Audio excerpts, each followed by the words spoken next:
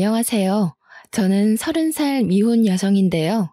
최근 결혼을 앞두고 완벽한 새 사람으로 거듭나길 기다리고 있어 행복한 날을 보내고 있답니다.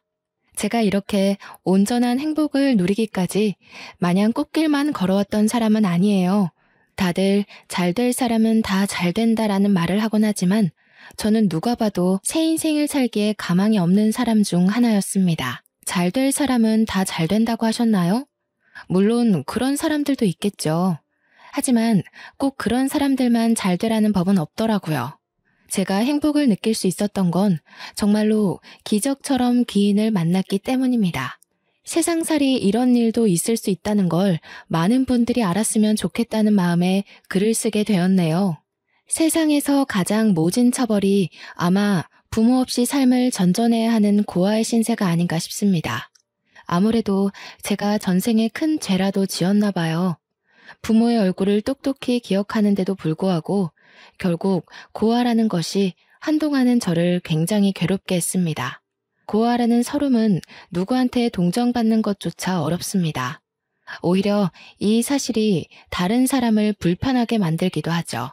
저는 부모님이 저를 포기했다는 것도 처음엔 알지 못했습니다.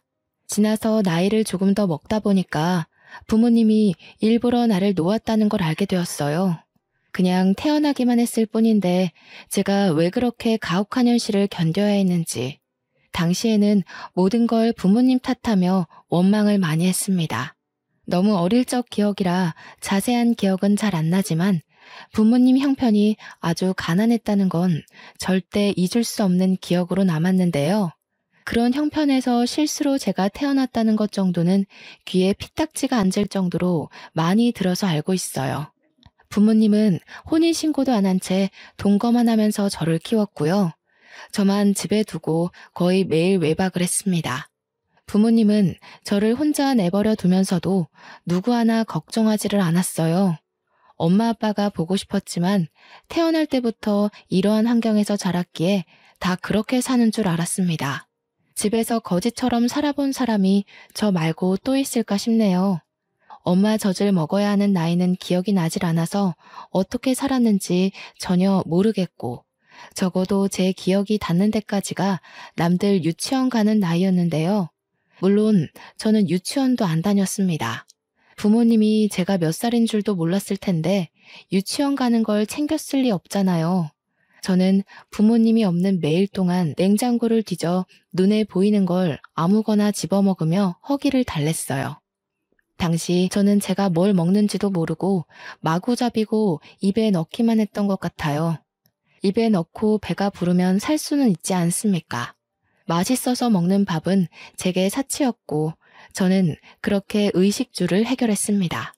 부모님이 일주일에 한두 번만 귀가를 했으니 그동안엔 저 혼자 아무것도 안 하고 먹고 자기만 하면서 집벌레처럼 집을 지켰어요. 특히 부모님이 없을 때마다 한 번씩 모르는 아줌마가 찾아왔는데 어린 나이에는 그게 그렇게 무섭더라고요. 밖에서 나쁜 인사를 하며 문을 세게 두들기는 사람은 다름 아닌 집주인 아줌마였습니다. 어린 마음에 저는 부모님이 집에 없는 것보다 그 아줌마가 더 무서웠던 걸로 압니다. 아줌마는 늘 저희 부모님의 돈을 떼먹으러 왔는데요. 지나고 나서 생각해보면 그건 돈을 떼어먹는 게 아니라 부모님이 관리비랑 방세를 안 내니까 독촉을 하는 거였어요. 집주인 아줌마도 피해자 입장에서 애가 타는 마음에 그렇게 악마처럼 무섭게 행동하셨던 거죠. 그래도 부모님이 두세 달 월세를 한 번에 내더라도 내긴 냈어요. 관리비도 그런 식으로 몰아서 냈고요. 저한테 일절 부모 노릇을 안 했기에 아마 제가 묵고 있는 집이라도 유지하는 게 그나마 자기 자식을 위한 최대의 자비였지 않나 생각이 듭니다. 그리고 그 방이 남들 발길 안 닿는 곳이라서 집을 내놓는다고 해도 팔리지도 않는 집이었을 겁니다. 그래서 집주인 아줌마도 우리 부모님을 닥달하면서 계속 내버려 두지 않았나 싶네요. 저는 태어난 이후 집 앞 말고는 바깥을 나가본 적이 없었고 초등학교도 못 가서 그렇게 집에만 있었습니다. 그러다 제 나이 10살이 되었을 때 부모님 둘 다 같이 집에 머문 적이 있는데요. 그날이 제겐 가장 기쁘고 또 가장 슬픈 날이기도 했습니다. 부모님이 케이크를 사들고 왔더라고요. 당시 제 눈에는 그게 그냥 예쁜 빵이었습니다. 당연히 생일을 챙겨주는 사람이 없었으니까 케이크가 생일 축하하기 위해 쓰이는 빵인지도 모르고 있었던 거죠. 부모님 말로는 빵이라고 하길래 되게 예쁘게 생겨서 신기하게 봤던 기억만 나네요. 그렇다고 그날이 제 생일은 아니었던 걸로 압니다. 저는 난생 처음으로 부모님과 같이 하는 밥을 먹었어요. 행복이라는 걸 잘 몰랐는데 그때 느낀 즐거움이 행복이었던 것 같기도 해요. 부모님은 한 번씩 싸울랑말랑 아슬한 대화를 나눴어도 그날만큼은 참으며 싸우지 않았습니다. 그리고 엄마가 제게 선물이라면서 상자 하나를 주었는데요. 뚜껑 열고 닫는 휴대폰이었어요. 다정아, 휴대폰 알지? 요즘은 세상이 위험해서 어린이들도 휴대폰을 꼭 들고 있어야 돼.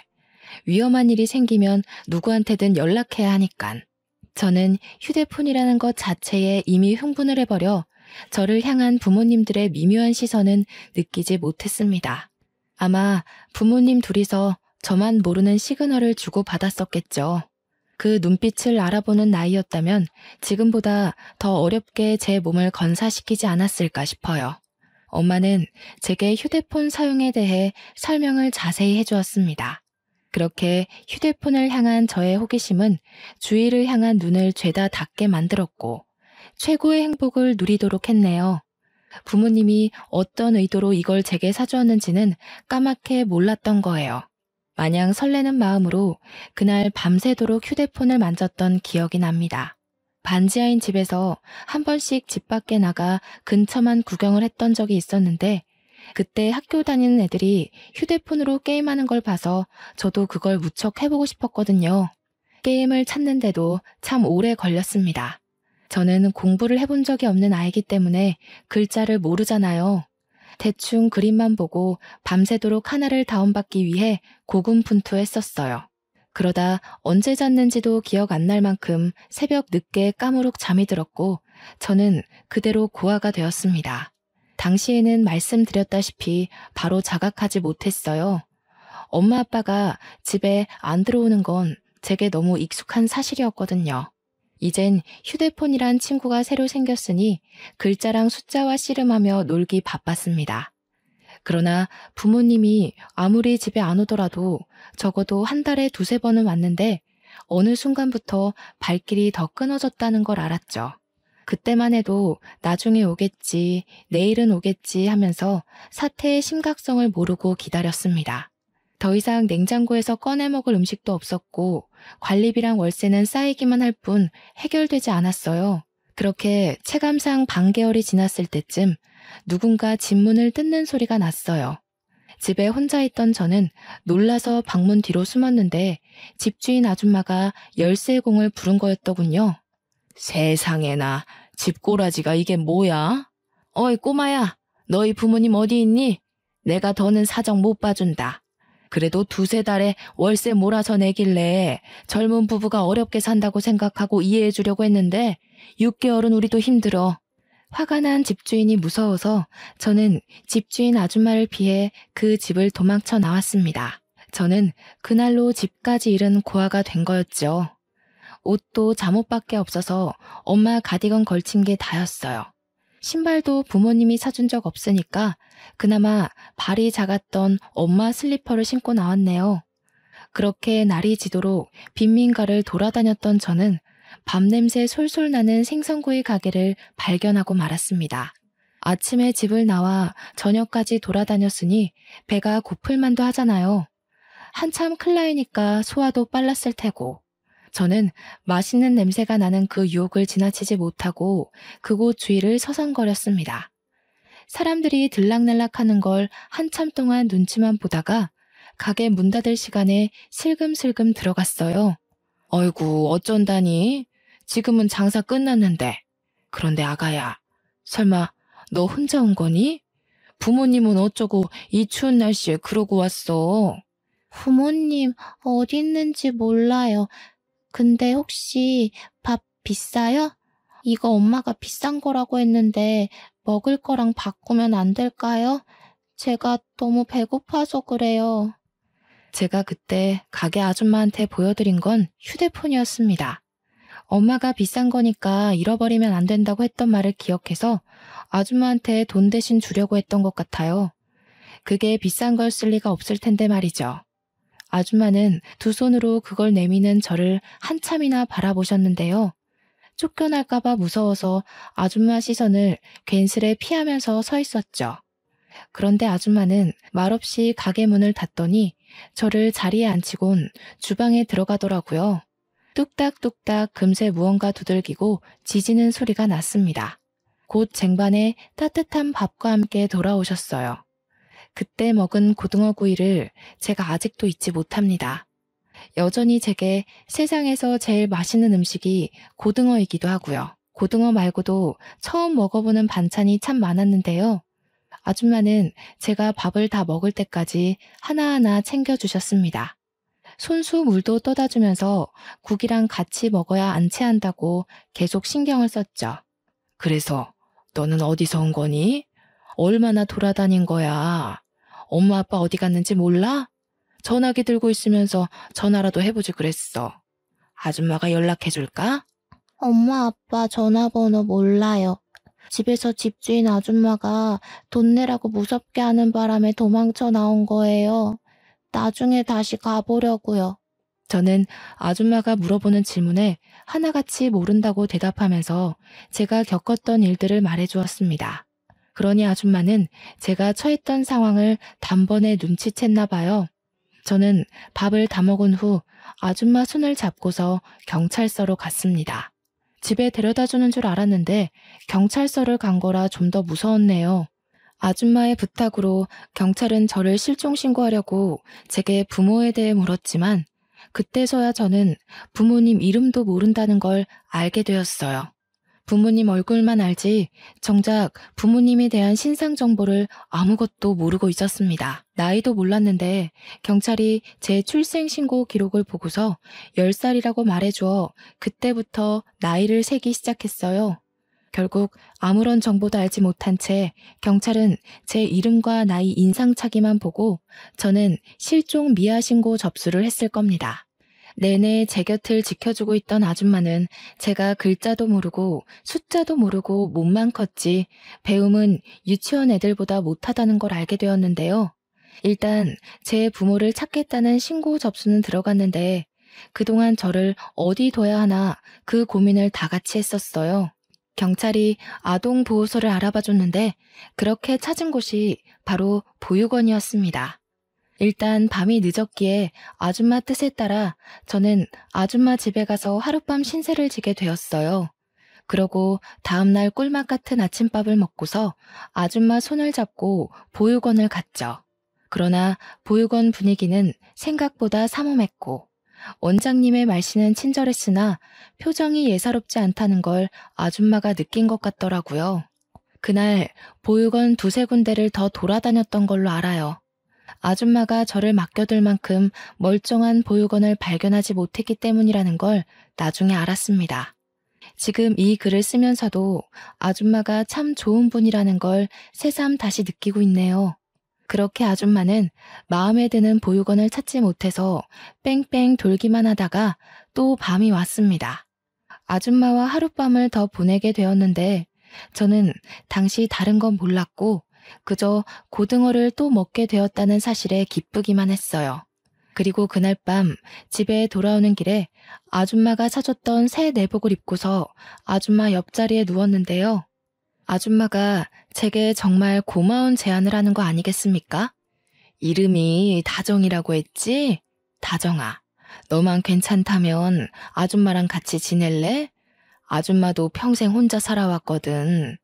이참에 우리 한번 친구가 되어볼까? 아줌마랑 친구하면서 지내다가 부모님한테 연락이 오면 그때 돌아가면 되잖아. 친구요? 아줌마랑 저는 어른이고 아이인데 친구가 될 수 있어요? 혹시 아줌마도 초등학교 가야 되는 나이예요?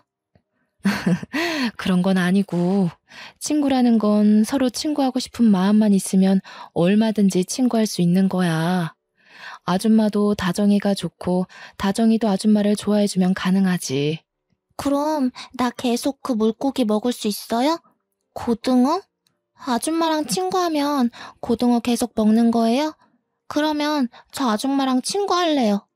한참 어른과 어린 제가 친구를 한다는 게 당시에는 이해하기 어려웠지만, 저는 그때 고등어를 또 먹을 수 있다는 생각 덕에 좋아라 했던 걸로 기억합니다.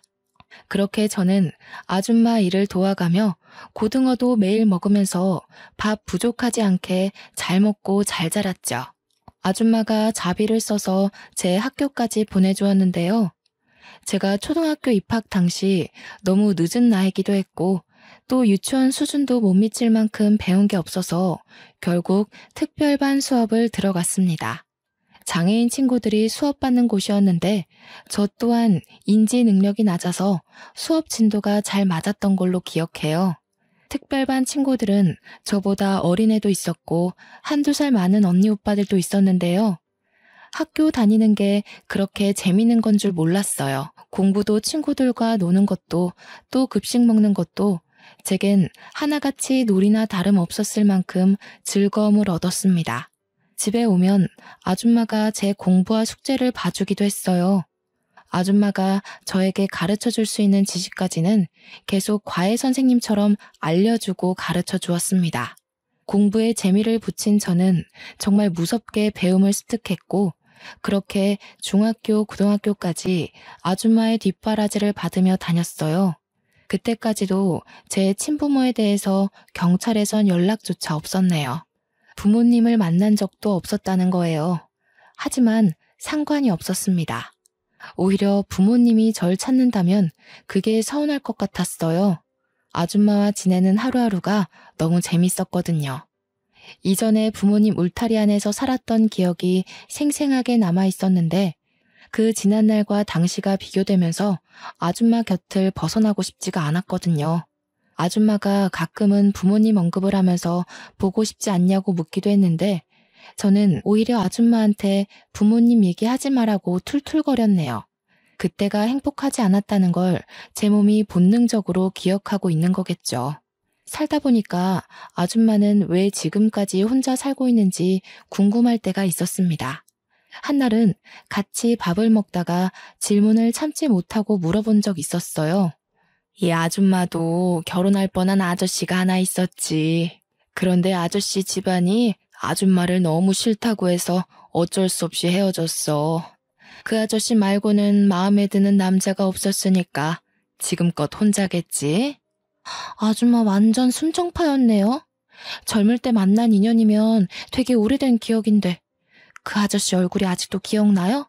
나는 내 부모 얼굴도 거의 다 까먹어버렸는데. 그럼 기억이 나지. 많이 좋아했었으니까. 이렇게 한 사람 오래 좋아하는 것도 참 할 짓이 못 돼. 차라리 여기저기 아무 남자나 만날 수 있는 그런 사람이라면 좋겠다, 나도. 네, 아줌마는 그런 거 안 어울려요. 그리고 그렇게 예쁜 사람들이 어디 좋은 사람인 줄 알아요? 여기저기 찔러보는 사람 치고 정직하고 올곧은 사람 없다는 것에 제 인생을 걸게요.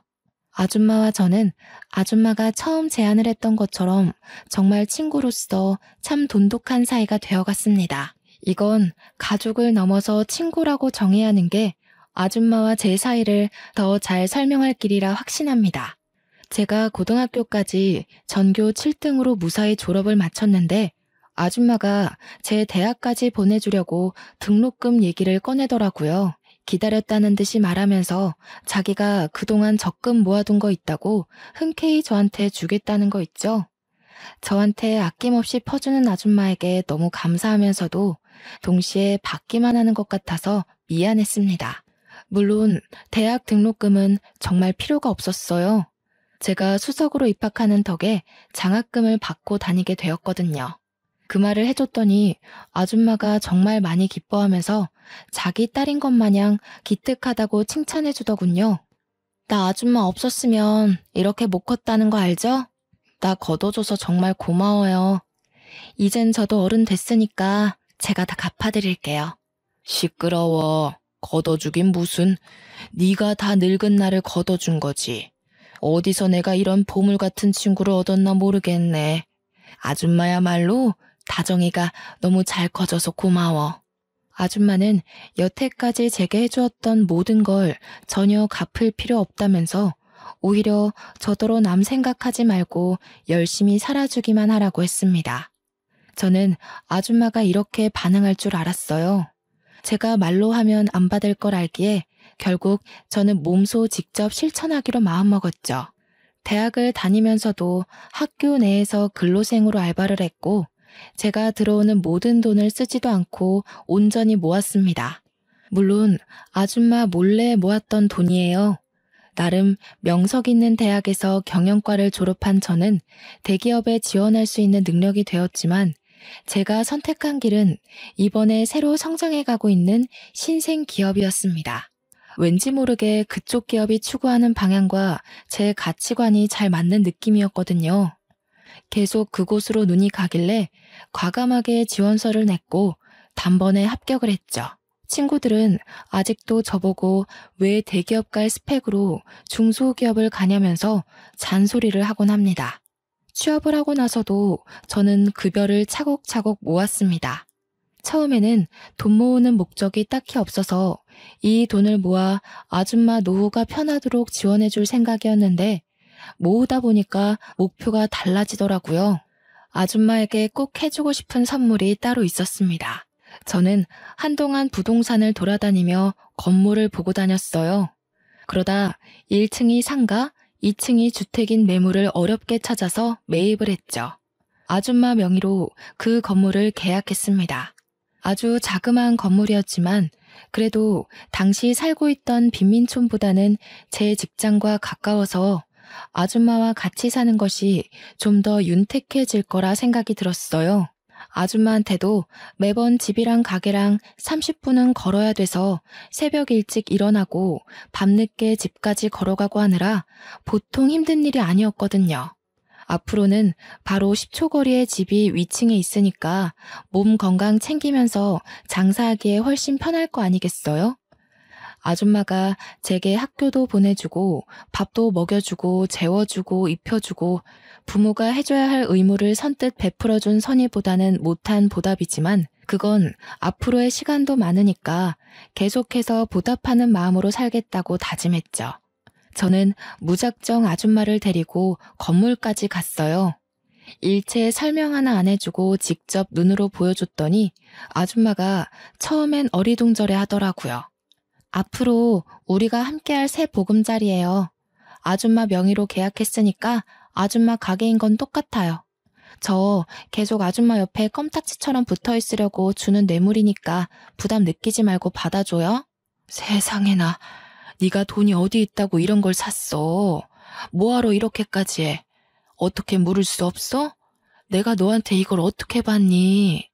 나 아줌마한테 이렇게 해주려고 뼈 빠지게 일해서 모은 거예요. 우리 친구라면서요. 세상에 받기만 하는 친구가 어딨대요? 저도 아줌마한테 친구로서 쏘는 건데요. 아줌마는 제 마음에 감동받아 결국 눈물을 보였고 그날 너무할 정도로 많이 울면서 제게 고마워했습니다. 그렇게 저희는 빈민촌에서 도심으로 이사를 해 새로 장사를 시작하였어요. 아줌마 가게에 단골이 좀 있었던지라 갑작스레 가게 문을 닫게 된 사정과 전화번호를 종이에 써서 남겨놓고 그곳을 떠났네요. 아줌마에게도 저에게도 원래 있던 가게 위치가 참 다양한 추억이 깃든 곳이라서 솔직히 발걸음 떼기가 좀 무거웠습니다. 그래도 새로 시작할 미래만 생각하자는 다짐을 하며 새 집으로 이삿짐 정리했어요.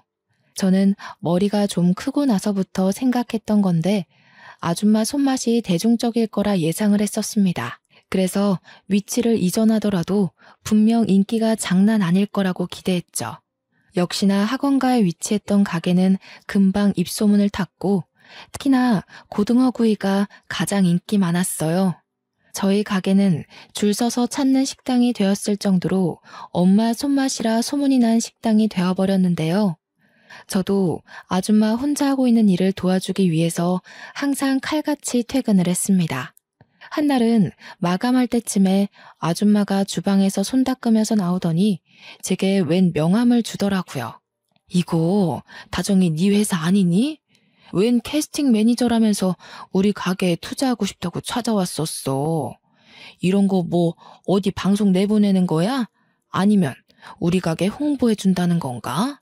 제가 일하는 곳은 식품계 쪽으로 성장해 가고 있는 기업이었는데 아줌마 말하는 걸 들어보니 그곳에서 파견된 컨설턴트가 아줌마한테 프랜차이즈 사업을 제안했나 보더군요. 사업 보고서를 내밀면서 뭐라 설명을 했다는데 아줌마가 일단은 바빠서 생각해본다고 하고 보냈다네요. 아줌마한테 프랜차이즈에 대한 설명을 해주었는데 아줌마는 딱히 원하는 눈치가 아니었어요. 아줌마도 그렇고 저도 그렇고 솔직히 지금 매출로도 충분했거든요. 이미 가게 하나만으로 억대를 찍고 있었단 말이죠. 그래서 이 이상의 욕심은 일절 없었습니다. 고민 끝에 저희는 제의를 거절하기로 결정해버렸죠. 어차피 우리 회사에서 온 제안이니까 제가 말하겠다고 하고 아줌마 대신 그 컨설턴트를 찾아가 확실하게 거절 의사를 밝혔습니다.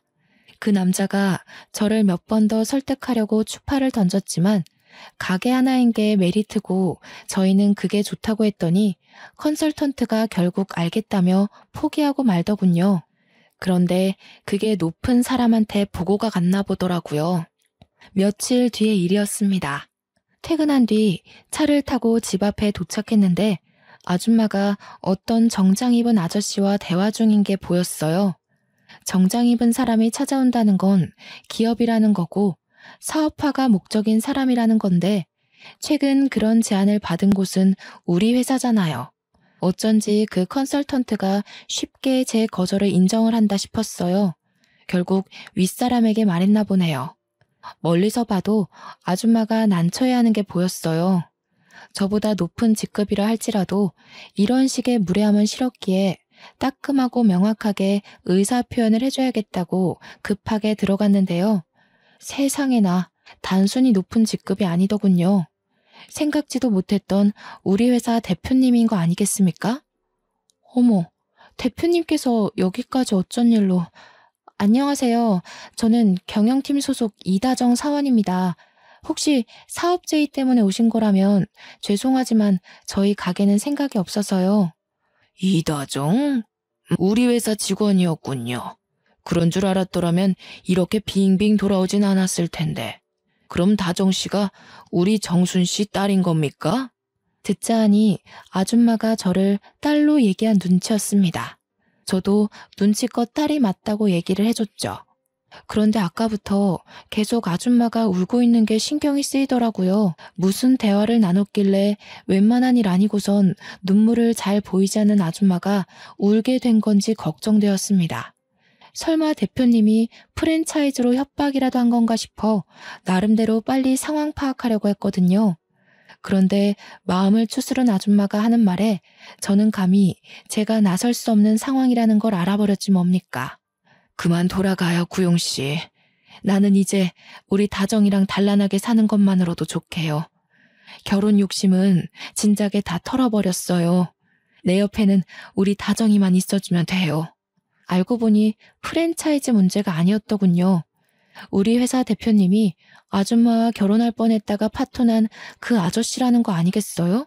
그 사실을 눈치채고 나서부턴 무슨 반응을 보여야 할지 몰라서 벙어리처럼 서 있기만 했습니다.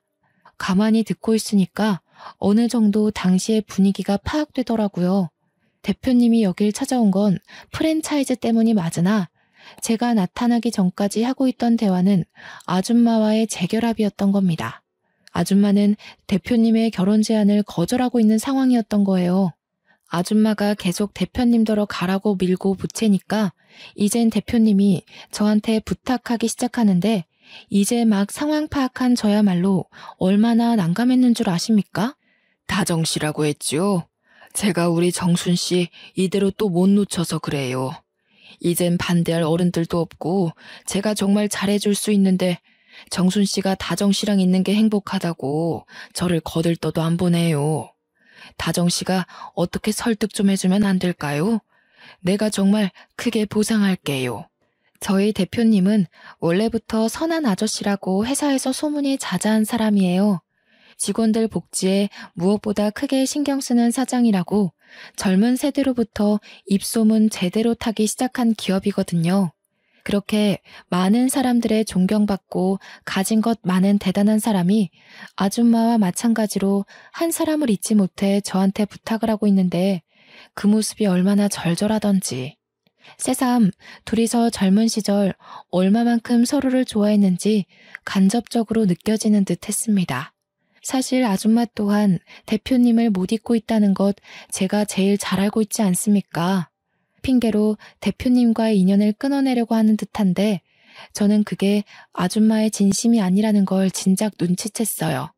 그냥 다가갈 용기가 없어서 매번 물러나기만 했던 마음이라서 저렇게 도망만 치려고 한다는 걸 충분히 알 수 있었다는 거죠. 그래서 제가 어찌했겠습니까? 일단 대표님을 먼저 설득해서 집으로 보낸 뒤에 며칠간 아줌마를 나무라며 강하게 설득을 했습니다. 됐다니깐 그러네. 다 늙은 마당에 무슨 부귀영화를 누리겠다고 결혼을 해. 나는 말했다시피 지금 너랑 둘이 이렇게 지내는 게 훨씬 좋아. 남자고 뭐고 다 필요 없어. 아줌마가 뭘 모르네. 서로 좋아해서 결혼까지 가는 거 생각보다 힘든 일이야. 결혼이 그렇게 쓸모없는 거면 나도 결혼하지 마? 나도 아줌마랑 둘이 사는 게 좋은데 우리 둘 다 결혼하지 말고 평생 친구만 할까? 너는 나랑 다르지. 너는 한참 젊잖아. 젊을 땐 일부러 나쁜 사랑도 해보고 하는 거야. 나는 이미 끝났어. 얼마 남지 않은 세월 그냥 조용히 있다가 가는 게 소원이야. 나는 아줌마가 대표님이랑 결혼하면 행복할 거라는 걸 알아. 아줌마가 대표님 얘기할 때마다 소녀처럼 웃는 걸 봤는데 누구 눈을 속이려고 그래? 나한테 솔직한 사람이 되라면서 왜 아줌마는 자꾸 자기 마음을 모른 척한대? 결혼이 뭐 대단한 거야? 살아보고 아니면 끝내더라도 기회가 왔을 때 좋아하는 사람이랑 같은 길은 걸어봐야지. 매일 밤 아줌마를 설득하느라 온갖 좋은 말을 꺼낸다고 에너지 소비를 좀 많이 했네요. 그래도 제 노력이 단단하게 닫혀있던 아줌마의 마음의 문을 여는데 용기를 심어줬나 봅니다.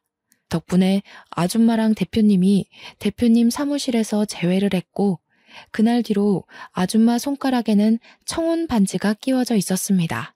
아줌마는 그동안 마음을 숨겼던 게 신기했을 만큼 정말로 기뻐했어요. 결혼 날짜를 잡고 결혼 준비를 하는데 제게 마냥 엄마 같기만 하던 아줌마가 그렇게 여자처럼 사랑스러워 보일 수 있다는 걸 처음 알았습니다. 아줌마와 긴 시간을 함께했다고 생각했는데 대표님이 나타나고부턴 제가 몰랐던 부분이 많다는 걸 느꼈어요. 행복해하는 아줌마를 보면서 저 또한 기쁘다가도 문득 오묘한 감정이 들더라고요. 아줌마랑 평생 같이 살 거라고 생각했고 한 번도 헤어짐 있을 거라고 상상한 적이 없었는데 막상 저보다 아줌마한테 더한 행복을 줄 수 있는 사람이 나타났다 보니까 제가 아줌마를 놓아주는 게 축복해주는 거란 생각이 들었어요. 그게 참 이상하게도 씁쓸했습니다. 사실 저와 아줌마의 관계는 언제든지 깨져도 이상할 게 없는 사이잖아요. 올 것이 왔다고 생각하는 게 당시에는 저를 위로하는 합리화였던 것 같네요. 두 분의 결혼은 저한테도 기쁨이었고 저는 그렇게 혼자 미리 마음을 정리하기로 했습니다. 휴대전화라는 것이 참 좋지 않습니까? 연락만 하면 아줌마와 언제든지 만날 수 있으니까 그렇게 위안을 삼았어요.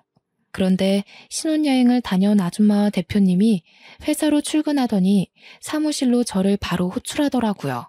아줌마한테서 사적인 방법으로 전화가 왔길래 대표님 사무실을 찾아가 봤습니다.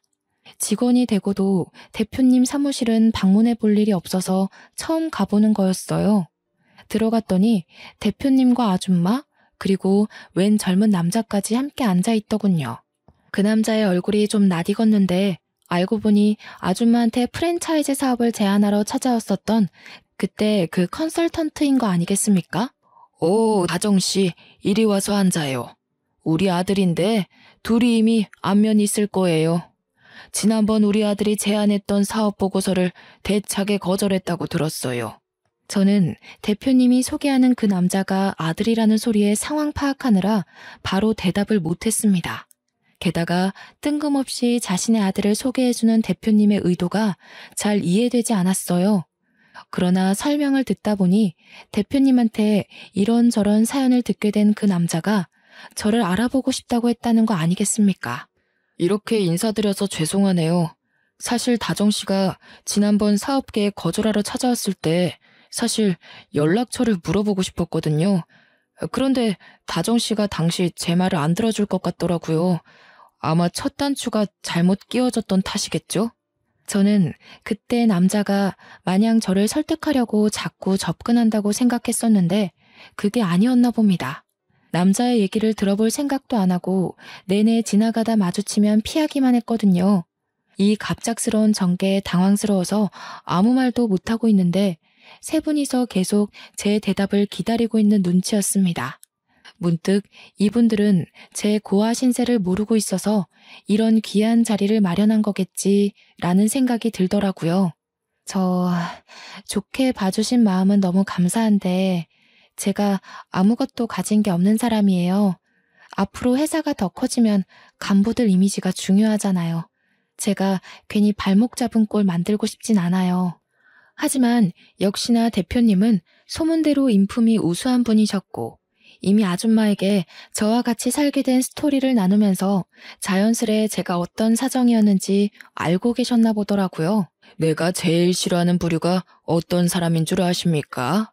겉모습만 보고 그 사람의 모든 걸 매도하는 사람들이에요. 인사팀에다 신입 뽑을 때 최대한 유념해달라고 매년 부탁하고 있기도 하고요. 다정씨 같은 인재를 출신만으로 놓친다면 그건 아마 그런 사람들이 실수를 하고 있는 게 아닌가 싶은데 대표님이 해주는 좋은 말씀에 저는 위로를 넘어서 스스로에 대한 자부심까지 생겼습니다. 항상 당당하게 살면서도 고아라는 처지 때문에 작아질 때가 어쩔 수 없이 있었거든요. 그런데 결국 그건 내 잘못이 아니고 나를 바라보는 타인의 시선이 잘못된 것이란 걸 대표님을 통해서 확실히 인지하게 되었죠. 그렇게 저는 용기를 얻고 대표님 아들과 정식으로 연락처를 교환했습니다. 그 남자와 개인적으로 만나면서 마음을 키워가는데 대표님을 닮았는지 아들 되는 사람도 무척 너그럽더라고요. 생각하는 폭과 아량도 넓었습니다. 그렇게 이어져 온 인연이 얼떨결에 결혼까지 가게 된 겁니다. 그럼 관계가 어떻게 되겠습니까? 아줌마와 대표님이 결혼했으니 그 밑에 아들인 제 남편은 새엄마가 바로 우리 아줌마가 되는 거 아니겠어요? 그렇다면 저한테는 시모인 거잖아요. 무슨 이런 운명의 장난이 다 있단 말입니까? 사연 쓰느라 다시 과거를 정리하고 있는 이 시점에도 웃음이 막 나오네요. 저와 남편은 시댁으로 들어가 살게 되었는데 덕분에 아줌마와 한 지붕 아래 가족이 되었지 뭐예요? 제게 친구였던 아줌마를 어머님이라고 부르며 평생 한 식구가 된 거예요. 말로만 식구라고 노래 부르는 것 말고 서류상으로 정말 가족이 되니까 이게 또 기분이 남다르더라고요. 아마 저와 아줌마가 세상에서 가장 친한 시모와 며느리 사이가 아닌가 싶습니다. 솔직히 단연 1등이라고 자부할 수 있어요. 그리고 저와 시모가 원래 살던 곳은 시모가 장사일을 계속 하고 싶다고 해서 2층 주택까지 식당으로 싹 다 리모델링하여 1층, 2층 넓게 장사 중입니다. 저와 남편은 퇴근하고 와서 나란히 시모의 일을 도와요. 이렇게 시댁을 만나기까지 가족이란 정이 이 정도로 든든한 건지 몰랐습니다. 가족이 있다는 것만으로도 세상의 무게가 조금은 가볍게 느껴지더라고요. 유년 시절을 어렵게 보낸 제가 감히 이런 귀한 가족을 다시 얻게 되리라 기대조차 하지 못했거든요. 고아라는 운명을 받았으니 제게 주어지는 많은 차별과 시선은 어쩔 수 없는 숙명이라고 여기며 살려고 했는데 참 인생살이 신기하지 않습니까?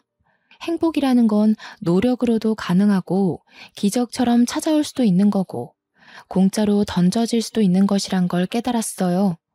또 누구한테나 조건 없이 들이닥칠 수 있다는 것도 알게 되었고요. 참, 이건 나중에 들어서 알게 된 사실인데 저의 친부모가 여태 연락이 없었던 이유를 최근에 전화 온 경찰한테 들었어요. 사실 친부모는 도박에 중독이 된 사람들이더라고요. 돈이 없으니 여기저기 꿔간 돈을 갚지도 않고 도박에 탕진하고 피해자들한테 신고를 왕창 받는 바람에 징역살이 중이라는 겁니다. 그동안 수십 번 신분 세탁을 하면서 여러 사람에게 사기치고 다녔대요. 법적으로 빠져나갈 구멍이 없어서 한 5년 동안은 징역살이 확정이라고 하네요. 생각지도 못한 친부모의 존재를 얼떨결에 듣게 되었지만 제 마음이 이미 친부모한테서 떠나버린 탓에 그리 큰 타격은 아니었습니다.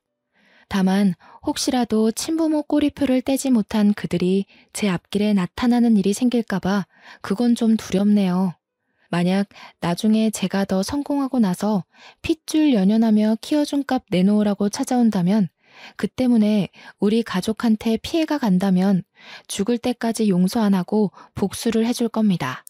제 인생 여기까지 오는데 너무 아슬아슬하고 기구했는데요. 사람은 조건 없이 누구나 행복할 기회가 있다는 걸 알게 해준 시댁이 정말 감사할 따름입니다. 누가 뭐래도 제 인생의 가장 큰 은인이고 잊지 못할 사람은 당연히 시모이지 않습니까? 저는 아직도 시모에게 못다 갚은 은혜를 보답하는 중이고 여전히 예전처럼 엄마 딸로 지내고 있답니다. 그리고 다음 달이면 저와 남편이 정식으로 부부가 되는 날이에요. 시부가 정말 예쁜 식장을 큰돈 들여서 대여해 주셨습니다. 야외는 아닌데 야외처럼 하늘이 활짝 보이는 식장이었어요. 그 식장을 보러 가서 남편과 장난삼아 단상까지 걸어가는데 문득 많은 생각이 들더라고요. 정말 많이 외로웠고 아팠을 어린 시절 저에게 고생했다고 버텨줘서 고맙다고 수없이 말을 했습니다. 다음 달에 올 결혼식은 저에게 큰 기억으로 남을 것 같아요. 생일도 한번 챙겨본 적 없던 제가 태어나서 처음으로 사람들에게 가장 큰 축복을 받는 날일 거잖아요. 상상만 해도 심장이 두근거리고 긴장이 되는 거 있죠? 단언컨대 그날 화장 지워지도록 눈물을 흘리지 않을까 싶습니다. 저더러 태어나줘서 고맙다고 얘기하는 남편이랑 시댁 식구와 이대로 영원히 행복했으면 좋겠어요. 저는 인생의 비탈길을 좀 빨리 걸었다고 생각하렵니다. 앞으론 평평한 아스팔트 길을 부드럽게 달릴 기대만 하면서 이 글을 마무리하겠습니다. 긴 글 감상해 주셔서 너무 감사드리고 늘 행복하시길 바래요.